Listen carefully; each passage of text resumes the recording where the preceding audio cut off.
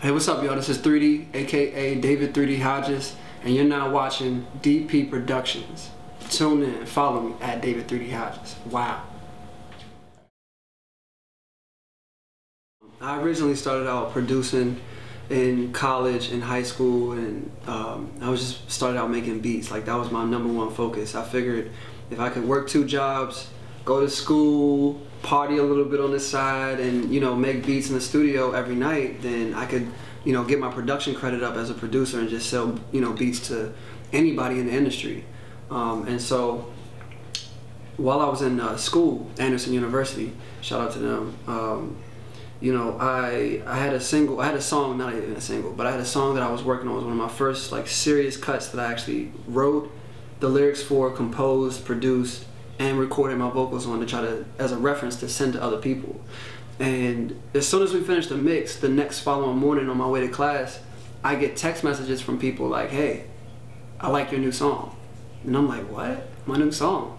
And the song is called Angel, but at the time, we had no real concept for what we were going to do with it. And unbeknownst to me, one of the engineers had actually taken the song and had emailed it to everybody's inbox at our school. So girls are walking around with it already in their iPods, singing the song, and like telling me they loved it and everything. And I'm like, "How did you get this song?" So that's kind of how the whole buzz for me as an artist kind of picked up, because I would tell people after they got the song, like, "Look, I'm not trying to be an artist. I'm not trying to do this. Maybe later on down the road."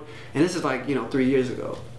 And after that, the music kind of just picked up around on campus, and the word got around, and people were like, "Man, you don't need to be selling this song to this person or that guy or that person. You need to do that yourself." So that's how it kind of came about. And then the songs that I came with after Angel just all kind of had the same vibes, same feeling.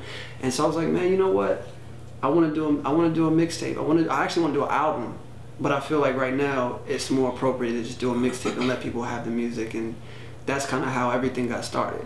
And from there, I just said to myself, okay, if people really like this music on campus, I wonder what people around the world would think, And so we just went from there, and we built and we released a mixtape, and I think it had I don't even know. I know it had over 50,000 downloads or something like that. It was something ridiculous, some ridiculous number.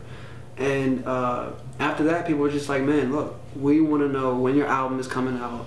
We want to know when another mixtape is coming out." And so that's when I started taking it serious, and we started working hard. So from there, I went up to New York, and we started working on an album.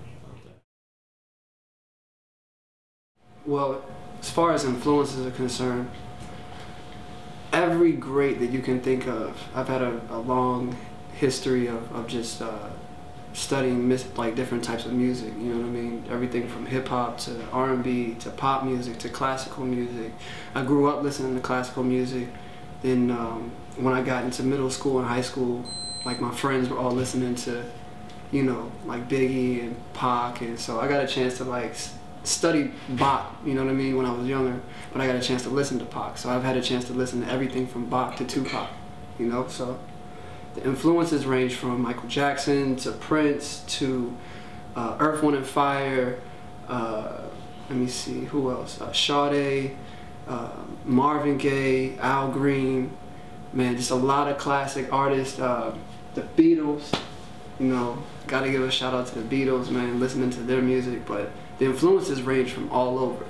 Gospel music, both of my parents were really big on gospel, so they, that's what they really had me listening to. So when you listen to my music, you get all of that, all in one. You can definitely hear it. I mean, I can't speak for both of them, but I know I can probably say a collective statement that sums it all up, saying that the fact that this is the new era. This is a new point where music is evolving, music is changing, and it's getting really exciting. You know what I mean? We hit a pocket, I feel like, even amongst the people, where we just feel like, more music, this stuff sucks. You know what I mean? Where's the good stuff? And then you started seeing cats like Kid Cudi. You know what I mean? Shout out to Cudi. Drake. A lot of these guys started to come out, and they have this ability to get their music across and their point across by singing and rapping, doing melodies, and then lyrically putting out how they felt. And so as you see now, even with someone like Nicki Minaj, she's singing, she's rapping. A lot of the new school artists, I feel like it's more of a way of expressing, like, okay, even if I'm not the greatest singer of all time, I'm still gonna bust a note because it's like, this is how I'm feeling. And I think people are starting to come to, I think, just like Motown, you know what I mean? When Motown came out with all of the different artists that they had at that time, it was a sound that was undeniable, you know what I mean? And I feel like, I'm not comparing us to Motown, but I'm just saying that in a sense, like, I feel like we do the singing, the rapping, all of that over top of these really hot beats because it's part of the new sound. It's a new wave of expression for artists, I feel like. Okay, well, the immediate goals right now that we have set is just focusing in on the I-130 Now mixtape. It's, like I said, it's pretty much what we've been working on over the last few months, getting everything together. We just released it on Monday.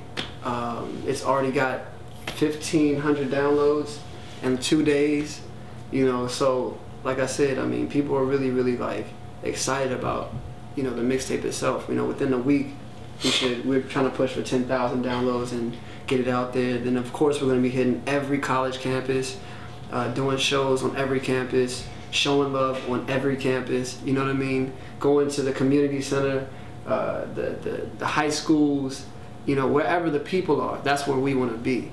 And that's like the most immediate thing that we're focusing over the next 6 to 12 months. Is just the I-130 Now mixtape, putting that out, and then we have a series of other projects that we're going to release right after that, you know what I mean, in the midst of us pushing that. So that's more the most immediate thing. But the overall goal that we have right now, as far as a team, we want to create a legacy.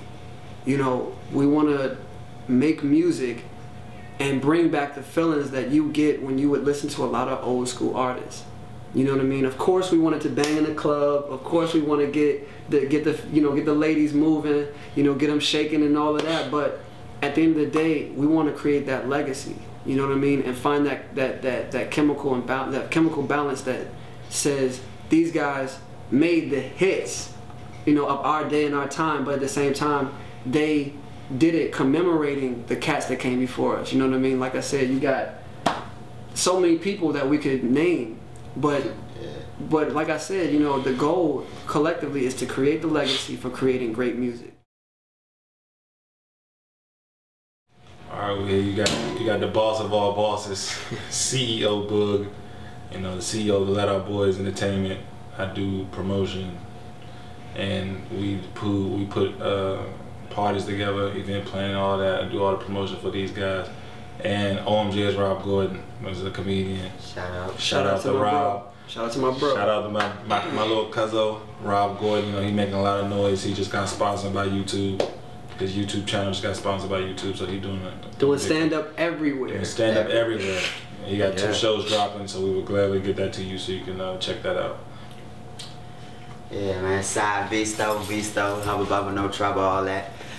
Follow me, DMV Socialite, and Sire Visto. And like I said, we working, man. Got the I-130 Now mixtape. We pumping it heavy. It's out there heavy. We everywhere with it, 24/7. The Let Our Boys mixtape was coming. Burgundy Walls mixtape. You know what I'm saying? So we just working. Like, that's the ideal idea. Work.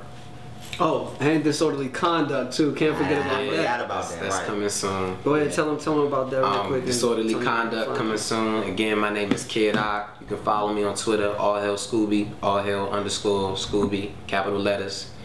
And yeah, basically we're just gonna be working hard, giving you what you want. And DMV, you already know what it is, man. It's your boy 3D, aka David 3D Hodges. Follow me at David 3D Hodges. Shout out to all the trillionaires, trillionaire salute, team salute, and also trillionaire salute to D.P Productions for having this interview, man. You guys got the exclusive. Too.